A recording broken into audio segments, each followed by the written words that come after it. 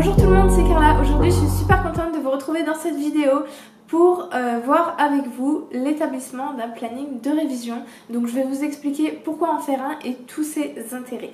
Donc je suis en 6e année de droit et j'ai fait ça vraiment chaque année. Et ça m'a énormément aidé. Pour moi, c'est vraiment d'une importance capitale. Donc c'est une vidéo qui est applicable pour toute filière, pour tout niveau, vraiment, que vous soyez au lycée, que vous soyez à la fac, en BTS, en n'importe quelle filière, n'importe quel niveau, n'importe quelle matière. Faire un planning de révision, pour moi, c'est vraiment très important. Et c'est tout le monde peut le faire et tout le monde doit le faire. Donc pour vous expliquer la situation, on arrive là aux périodes de révision et généralement, donc c'est 2-3 semaines avant les partiels, généralement 2 semaines quand les cours finissent. Et on se met à angoisser, comment je vais faire, on se retrouve avec tous les cours qu'il y a à réviser. Et on angoisse, on se demande comment on va faire, comment on va réussir à apprendre tout ça. Et là, ce qui va se passer, c'est que du coup, on va commencer à tout réviser, à plus se reposer, vraiment tout faire d'un coup. Parce qu'on stresse, on se dit qu'on va pas y arriver à le faire à temps, on se met pas dans des conditions optimales. Et le problème, c'est que on va arriver en saturation, au bout d'un moment on va plus en pouvoir parce qu'on ne peut pas tenir plusieurs jours en faisant comme ça. Et au bout d'un moment on va relâcher, on va plus être dedans, quand on va réviser on va procrastiner, être un peu sur son téléphone, puis après les partiels arrivent, on commence à angoisser, enfin bref, tout ce qu'il faut pas. Donc la solution c'est le planning de révision d'une importance capitale. Donc l'intérêt, ça va vraiment être de pouvoir planifier tout son travail, de se faire cette fameuse vue d'ensemble sur ses révisions, sur tout ce qui va y avoir à rentrer dans sa petite tête en peu de temps, donc 2 semaines, hein. Généralement c'est les vacances, hein. Je pense aux vacances de Noël, hein, aux vacances d'avril. Donc ça va permettre de se déstresser, de pouvoir anticiper parce qu'on aura tout programmé et de trouver un équilibre, des moments de repos, des plages horaires de travail, et ça c'est vraiment très important, surtout par exemple là je pense aux vacances de Noël, il y a Noël, c'est une période difficile, on a quand même envie de fêter Noël, donc avec un planning de révision, au moins on va pouvoir optimiser ça.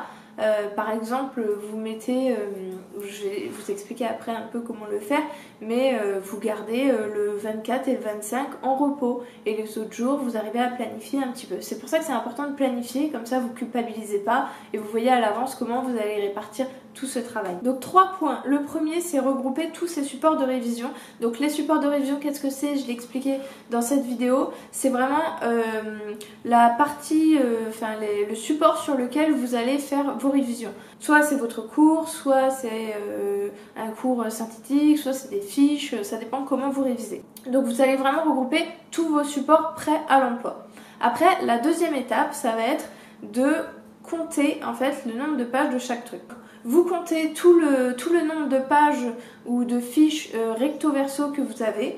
Donc par exemple, vous comptez ça vaut 1 recto verso et admettons à la fin vous retrouvez avec par exemple mon exemple ne va pas vous paraître beaucoup parce que moi je fais des fiches, il y en a qui en font pas, mais vous faites par rapport à ça, hein, mais par exemple 10 en urbanisme, 10 en régime matrimoniaux, 15 en une autre matière, copropriété par exemple, et donc vous additionnez tout ça. Donc admettons au final vous avez à peu près 60 pages recto verso à réviser dans l'ensemble, et ensuite vous regardez le nombre de jours que vous avez pour réviser. Donc si vous faites ça au début de vos 2 semaines de révision, donc vous comptez le nombre de jours qui vous restent et vous enlevez quelques jours de repos que vous allez laisser. Donc par exemple vous décidez le dimanche vous travaillez pas et 2 jours à Noël vous travaillez pas. Donc du coup ça fait qu'il vous reste 7 et 7, 14, moins 2 des dimanches, 12, moins 2, 10, donc 10 jours. Et vous avez 60 pages ou fiches recto verso. Donc vous faites 60 divisé par 10, le nombre de jours que vous avez, ça fait 6. Donc vous savez que chaque jour, vous devez réviser 6 fiches en tout, donc dans toutes vos matières. Donc là, vous allez établir votre planning de révision et vous allez prévoir à chaque fois 6 fiches à apprendre tous les jours. Donc par exemple, moi ce que je conseille, c'est pas de faire la même matière d'un coup, mais c'est de répartir sur différentes matières pour pas se retrouver par exemple à faire une matière tout au début du planning de révision et une matière tout à la fin. Donc vous faites par exemple 2 d'une matière, 2 d'une autre et 2 d'une autre. Donc vous faites ça le premier jour. Le premier jour, vous pouvez rajouter 2 encore pour que ça fasse 8. Parce que les prochains jours, vous allez mettre 6, mais vous allez mettre révision, relecture de ceux que vous avez fait avant. Et ainsi de suite. Ça va faire un peu escalier. À chaque fois, vous allez revoir ce que vous avez vu. Et c'est comme ça que ça va finir par rentrer. Parce que c'est ça les révisions. C'est toujours relire, relire, relire sans arrêt jusqu'à ce que ça rentre. Et bah, du coup, vous allez faire comme ça va vous permettre de rentrer tout ça dans votre tête. Donc j'espère que ça va vous aider à créer votre planning de révision.